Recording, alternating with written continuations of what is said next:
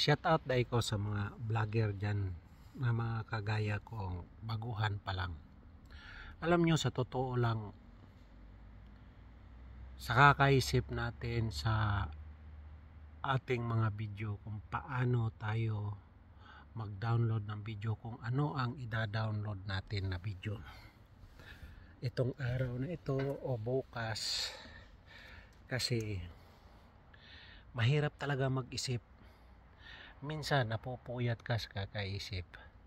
Mayroon kang naisip, pero pag nakaharap mo na ang kamera, nawawala sa isip mo yung mga gusto mong sabihin. Kaya ito ako ngayon, kalalabas ko lang galing sa trabaho. Naupo muna ako dito sa parke dahil napakaganda. Napakaganda, kita nyo ba? Tapos hindi naman pwede nga mag-video ka lang na hindi ka magsasalita. Magsasalita ka, sanayin mo yung sarili mo. Kasi kung mag-video ka tapos hindi ka magsasalita, bukod na lang tangi kung ang binibidyohan mo nga napakaganda.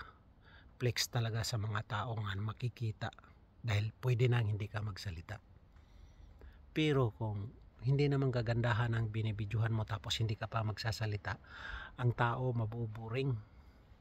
Kaya pag-aralan mong mabuti, sanayin mo ang sarili mo nga magsalita ka. Gaya ko ngayon, nagsasalita ako dito. Tapos pagalaw-galaw ang video, pag ganyan-ganyan. O, di ba? Hindi naman natin masasabi na perpekto tayo na tao. Pero ang pinakamaganda talaga, magsasalita tayo. Sanayin natin ang sarili natin na humarap sa kamera magsasalita. Okay ba? Kasi, pag nilagyan din naman natin ng music, bawal din. Totally hindi naman siya bawal dahil copyright lang yon. May kahati yung video mo sa kung sakaling kikita man.